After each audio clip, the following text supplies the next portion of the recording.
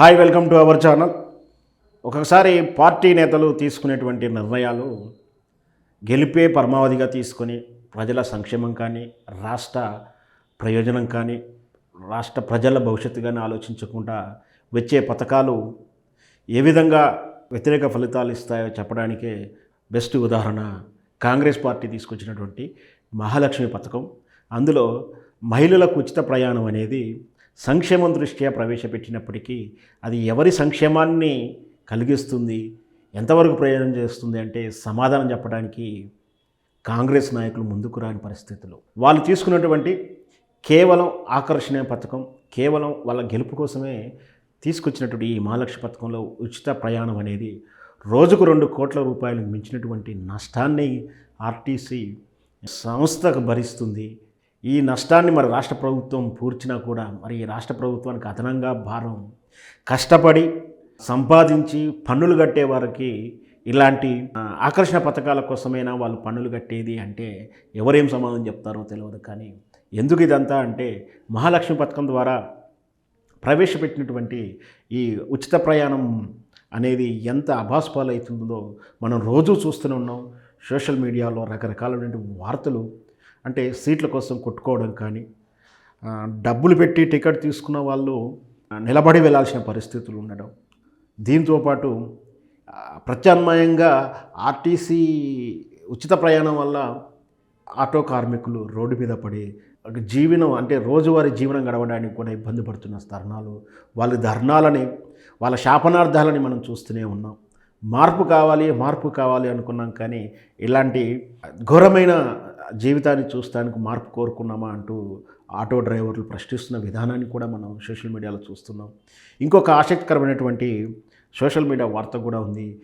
ఏమిటి అంటే కేవలం ఈ ఉచిత ప్రయాణం వల్ల, ఉచిత ప్రయాణం ద్వారా వచ్చే నష్టాన్ని పూరించుకునే ప్రయత్నంలో, ఎందుకంటే ఉచిత ప్రయాణం వల్ల సుమారు 2 కోట్ల రూపాయల వరకు రోజు అదనపు భారం పడుతుందని, దాంతోపాటు మరి ఆర్టీసీ సంస్థ ఇదివరకునే గతంలోనే ఎన్ని రకాల చర్యలు తీసుకున్నప్పటికీ ఆర్టీసీ సంస్థ నష్టాల్లో ఉంది. దాన్ని అమ్మాలని చివరికి నరేంద్ర మోడీ ప్రభుత్వం కూడా ఒత్తిడి చేయడం, బ్లాక్మెయిల్ చేయడం కూడా చూసిన.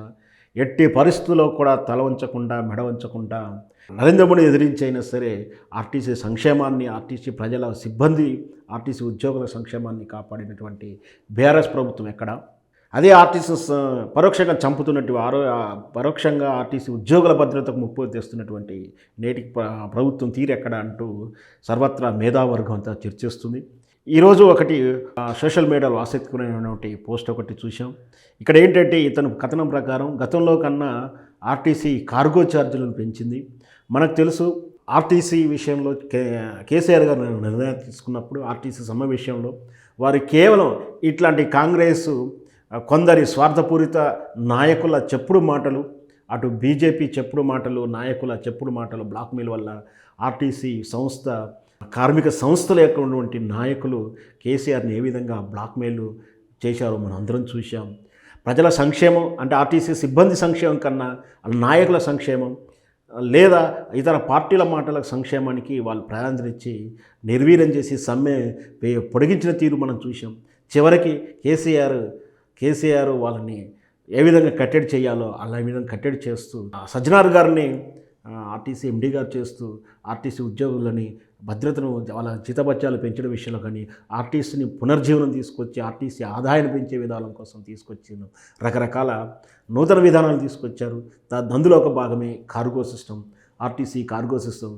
అంటే ఇది ఎంత మంచి ఆలోచన అంటే, ఇంత పెద్ద వ్యవస్థలో, అంటే కేంద్ర వ్యవస్థ అంటే హైదరాబాద్ సెంట్రలైజేషన్ నుంచి చివరికి మన తెలంగాణ బాలుపుర పర్లెవెల్కి వెళ్తున్నటువంటి ఆర్టీసీ బస్సులు కొరియర్గా ఎందుకు వాడుకోవద్దు, కార్గోగా ఎందుకు వాడుకోవద్దు? ప్రైవేట్ ఏజెన్సీలు అంత బాగా కార్గో చేస్తున్నప్పుడు ఆర్టీసీ ఎందుకు చేయదు? ఆర్టీసీలో కూడా పోస్ట్ డెలివరీ చేయొచ్చు కదా అని చెప్పేసి ఒక మంచి నిర్ణయం తీసుకొని కార్గో సర్వీస్ను ప్రారంభించి ప్రైవేటు పోటీదారుల కన్నా నాణ్యమైన మరియు తక్కువ ధరకు కార్గో సర్వీస్ అందించినటువంటి విధానం.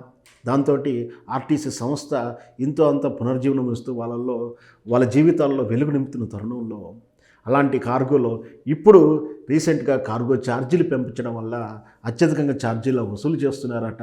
అది కూడా సోషల్ మీడియాలో ఒక వార్త వచ్చింది. సోదరుడు ప్రవీణ్ రెడ్డి చిన్ని అనే అతను ఇచ్చిన పోస్ట్ సారాంశం ఏంటంటే, రేవంత్ రెడ్డి కాస్త ఆర్టీసీ కార్గో మీద ఫోకస్ పెట్టు, రోజుకు 2-3 కోట్ల ఆదాయం తీసుకొచ్చే సంస్థ ఇది, గెలవగానే ఆడవాళ్లకు ఫ్రీ బస్సు అని పెట్టి కార్గో ఛార్జీలు మాత్రం డబుల్ చేశావు, కానీ పనితనమే అధ్వానంగా తయారైంది. అంటే పని లోపభూష్టమైనటువంటి సర్వీసింగ్ కూడా లేటుగా వెళ్తుందని కూడా చెప్తున్నాడు. సో ఈ కార్గోని మళ్ళీ దీంతో ప్రత్యామ్నాయంగా ఈ ధరలు పెరగడం, లేటుగా డెలివరీ అవ్వడం, కేవలం నల్గొండ లాంటి ప్లేస్ నుంచి హైదరాబాద్కి రావడానికి 3 రోజుల టైం తీసుకుంటుంది కొరియర్ సర్వీసు డెలివరీ అవ్వడానికి. ఇది ఎక్కడ విచిత్రం అంటూ కూడా, ఎందుకంటే గంటకు బస్సు ఉంటుంది, ఇది ఎక్కడ విచిత్రం అంటూ కూడా అతను ప్రశ్నిస్తున్నాడు. ఇట్లా అందుకే ప్రభుత్వానికి వచ్చే ఆదాయం అంతా ప్రైవేట్కి వెళ్ళిపోయింది. అంటే కార్గో సర్వీస్ ఆదాయం అంతా వెళ్ళిపోయింది. Delivery 24 hours delivery private services ఉన్నాయి కదా, అందులోకి షిఫ్ట్ అయిపోతున్నారు. తిట్టకుండా తిడుతున్నారు ఆర్టీసీ ఎంప్లాయీలు కూడా. జనాలు ఓటు వేసి నెత్తి మీద కొరువు పెట్టుకున్నామా అని బాధపడుతున్నారంటూ తన ఆసక్తికున్న పోస్ట్ పెట్టాడు. తన వ్యక్తిగత అనుభవం చెప్తున్నాడు.